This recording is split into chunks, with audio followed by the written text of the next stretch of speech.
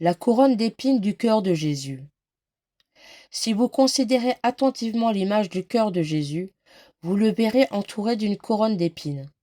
C'est ainsi qu'il se montre à Marguerite Marie. Au jour de la Passion, ses bourreaux tressèrent une couronne d'épines et l'enfoncèrent avec violence sur sa tête sacrée. Ce fut là, sans doute, un des plus cruels supplices, un des plus sanglants outrages.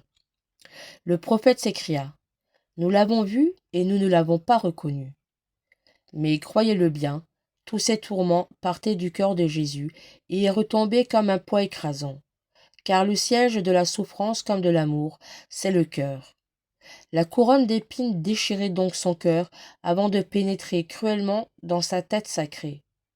Les épines, c'étaient d'une part nos innombrables péchés dont il avait pris sur lui l'effroyable expiation, et d'autre part la multitude de ceux qui devaient se perdre malgré tous ses efforts pour les sauver.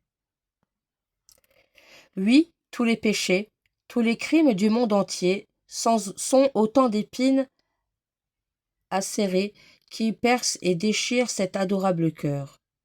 Quel abîme de souffrance, quel douloureux martyre. Néanmoins, Jésus accepte avec résignation cette sanglante couronne par amour pour nous.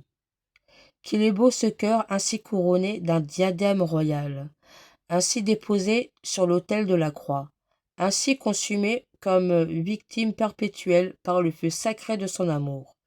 Comme cette couronne d'épines parle plus éloquemment à mon âme d'une couronne de roses et m'apprend à connaître la brûlante charité de ce cœur adorable.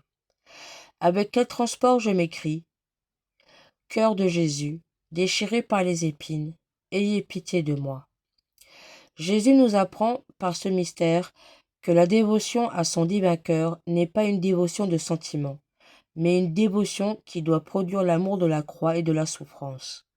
Saint Bernard dit : « C'est une honte d'être un membre délicat sous un chef couronné d'épines. C'est un contraste révoltant que le Saint des Saints soit dans la douleur et moi dans les délices. Que Jésus livre sa tête et son cœur aux épines, et que moi je ne cherche que le plaisir et les joies de ce monde. » Ce mystère nous apprend aussi l'humilité. C'est la couronne d'ignominie que porte Jésus et la condamnation de cette couronne d'orgueil et d'ambition qui suscite nos convoitises. Il a voulu nous montrer combien il aime les âmes humbles qui font le bien en secret et ne recherchent plus le regard de la créature et la renommée humaine, parce que la vertu leur suffit. Jésus, mon amour, Jésus couronné d'épines, gravé profondément, ses supplices le sont dans mon cœur et dans mon âme. Prions. Ô Jésus couronné d'épines, je recevrai désormais avec patience toutes les peines intérieures ou extérieures qui vous plaira de m'envoyer. La nature pourra murmurer, et je dirai peut-être comme vous, au jardin des Oliviers : Père, que ce calice s'éloigne de moi. Mais l'amour me fera vite ajouter : Non ma volonté, mon Dieu, mais la vôtre. Amen. Prière de Sainte Marie Marguerite au Sacré-Cœur de Jésus. Père éternel, je vous offre le cœur de Jésus-Christ, votre Fils bien-aimé, comme il s'est offert lui-même en sacrifice pour moi. Recevez cette offrande que je vous fais, comme aussi tous les désirs, tous les sentiments, toutes les affections, tous les mouvements, tous les actes de ce Sacré-Cœur. Ils sont miens, puisqu'il s'est immolé lui-même pour moi, et je vais à l'avenir ne désirer que lui seul. Recevez-les en satisfaction pour mes péchés, et en action de grâce pour mes bienfaits.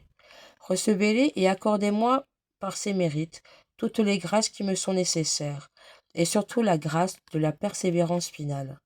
Recevez-les comme autant d'actes d'amour, d'adoration, de louange que j'offre à votre divine majesté, puisque c'est par le cœur de Jésus que vous pouvez être dignement honoré et glorifié. Amen.